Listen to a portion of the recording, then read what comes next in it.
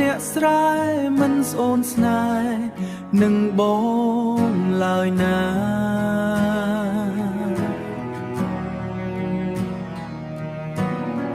ព្រោះអីជីវ៉ាអូនកូនអ្នកផ្សា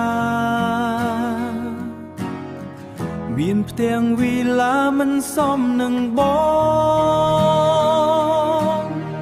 ឈប់ទៅនួលអងឈប់ស្រឡាញ់បងព្រោះបងក្រក្រៃថាអ្នកតូចទាបមិនសមនឹងស្រី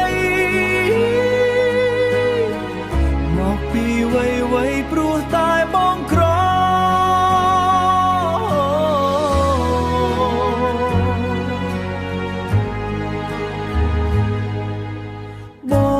ជាអ្នកស្រែ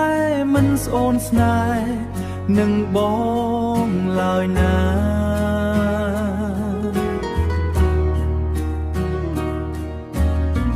ព្រោះអីជីវ៉ាអូនកូនអ្នកផ្សា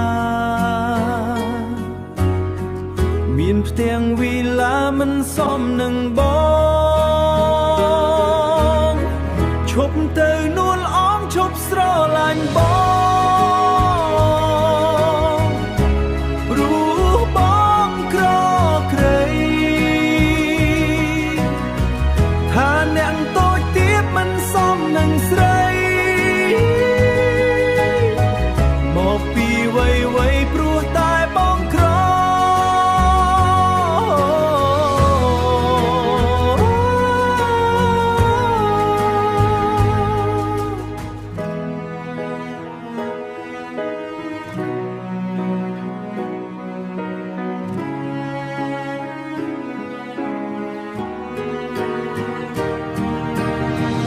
ទៅនួលអងឈប់ស្រឡាញ់បង